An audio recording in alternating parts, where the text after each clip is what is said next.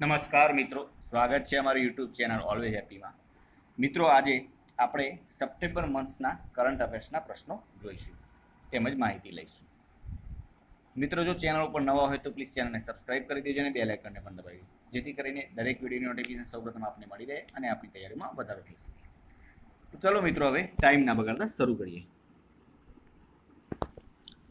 તો મિત્રો, આ રહ્યું આપણે 1 સપ્ટેમ્બરનો કરંટ અફેર્સ તેમજ તેના વિશે માહિતી. તો 1 સપ્ટેમ્બર સ્વતંત્રતા સેનાની કવિ અને સામાજિક કાર્યકર્તા જુગતરામ દવેનો જન્મ 1888માં થયો હતો. 1956 ભારતીય જીવન વીમા નિગમની સ્થાપના કરવામાં આવી હતી.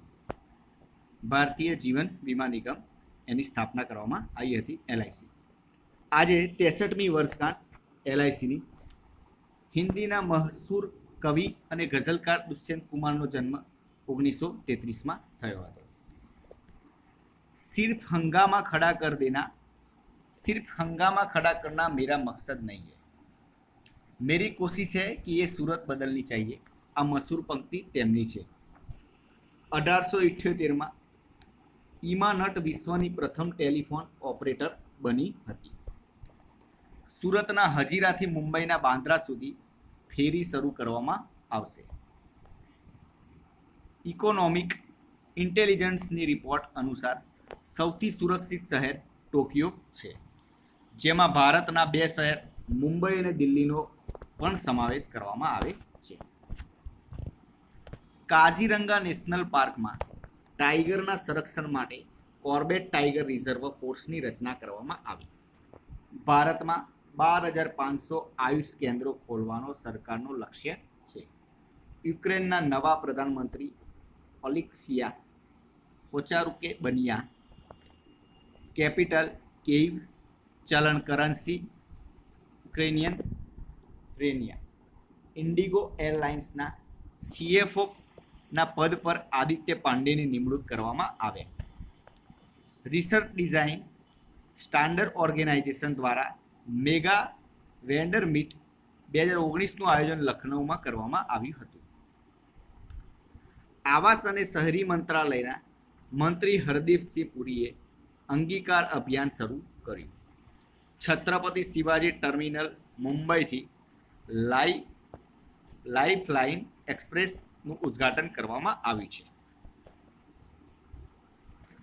ભારતની પ્રથમ હોસ્પિટલ ટ્રેન છે, જેની શરૂઆત 1991થી કરવામાં આવી છે. તેમના આગળના પ્રોજેક્ટ મુંબઈ અને ઝારખંડના સાહેબગંજ વચ્ચે ચાલશે. રાષ્ટ્રપતિ દ્વારા 5 રાજ્યમાં નવા રાજ્યપાલની નિમણૂક કરવામાં આવી છે.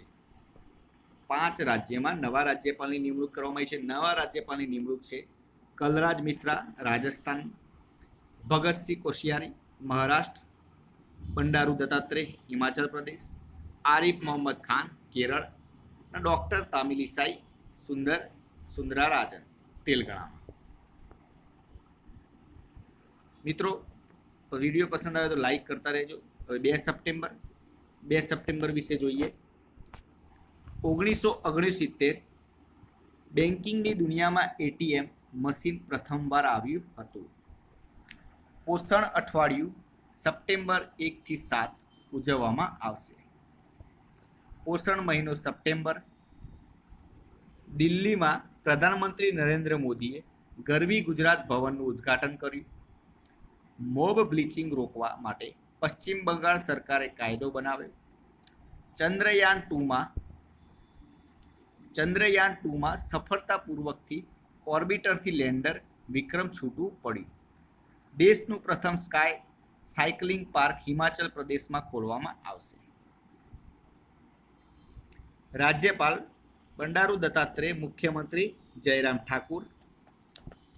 ફિચની રિપોર્ટ અનુસાર 2025 સુધીમાં ભારત કોકિંગ કોલની આયાતમાં પ્રથમ નંબરે બની જશે.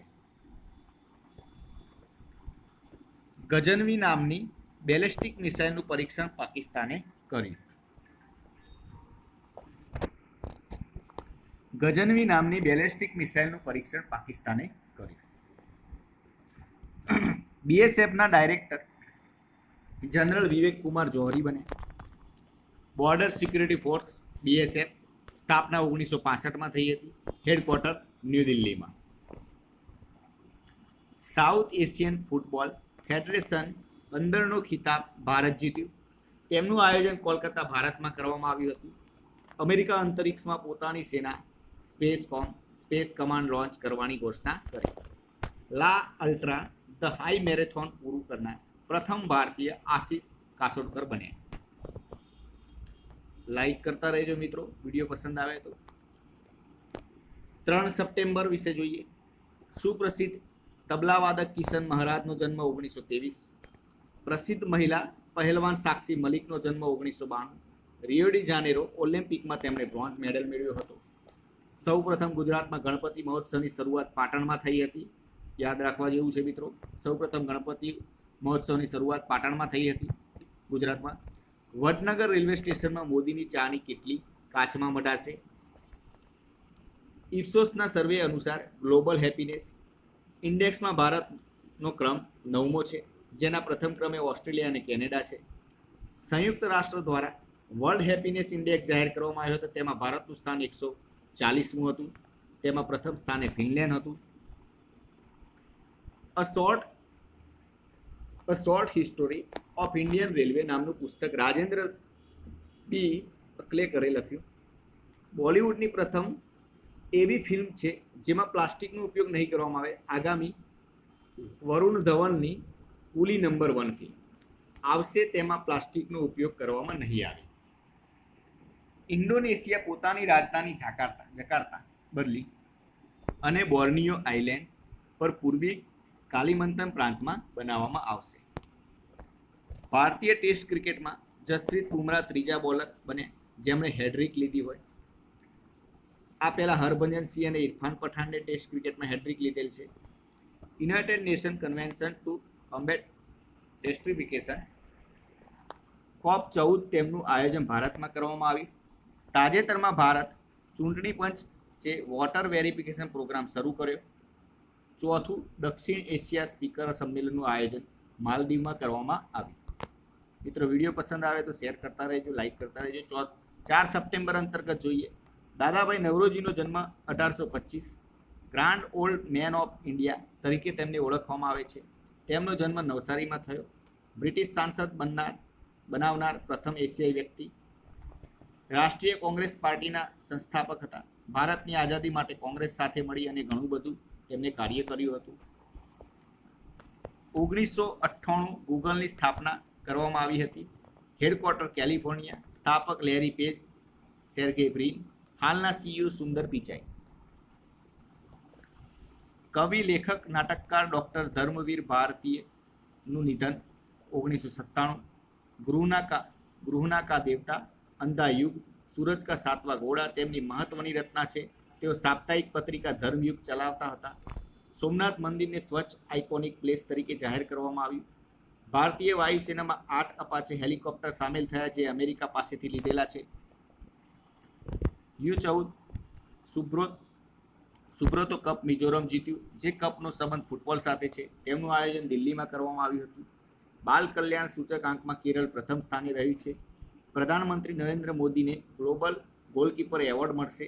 સ્વચ્છ ભારત મિશન માટે ગ્લોબલ ગોલકીપર એવોર્ડ મળશે. Bill and Melinda Gates foundation દ્વારા એવોર્ડ આપવામાં આવશે. દુનિયાની સૌથી મોટી boat race Nehru trophy Nadubhagam Chundan એ જીતી લીધી, જેમનું આયોજન કેરળમાં કરવામાં આવ્યું હતું. કેરળના રાજ્યપાલ આરિફ મોહમ્મદ ખાન, મુખ્યમંત્રી પિનારાઈ વિજયન, રાજધાની થિરુવનંતપુરમ. સંસ્કૃતિ અને કલ્યાણ મંત્રી પ્રહલાદ પટેલ દ્વારા કુતુબ મિનારમાં LED ઇલ્યુમિનેશન કરવામાં આવ્યું છે. નમસ્તે પેસિફિક સાંસ્કૃતિક કાર્યક્રમનું આયોજન દિલ્હીમાં કરવામાં આવ્યું છે. ક્રિકેટર મિતાલી રાજે આંતરરાષ્ટ્રીય T20માં સંન્યાસ લીધો.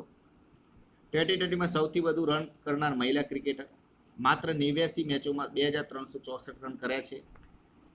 આયુષ્માન ભારત મહાત્મા ગાંધી રાજસ્થાન સ્વાસ્થ્ય વીમા યોજના રાજસ્થાન સરકાર દ્વારા ચાલુ કરવામાં આવી છે. રાજસ્થાન રાજ્યપાલ કલરાજ મિશ્રા, મુખ્યમંત્રી અશોક ગેહલોત. વિશ્વ કૌશલ પ્રતિયોગિતામાં ગોલ્ડ મેડલ મેળવનાર પ્રથમ ભારતીય મહિલા શ્વેતા રતનપુરા બની. મિત્રો, વિડીયો પસંદ આવ્યો હોય તો લાઈક કરજો, શેર કરજો પોતાના મિત્રો જોડે, અને આ ચેનલને સબસ્ક્રાઈબ કરજો અને બેલ આઇકનને પણ દબાવજો, જેથી કરીને હરેક વિડીયો નોટિફિકેશન સૌપ્રથમ આપને મળી રહે અને આપની તૈયારીમાં વધારો થઈ શકે. તો ચલો મિત્રો, હવે કાલે નવા વિડીયો સાથે મળીશું. જય હિન્દ, જય ભારત.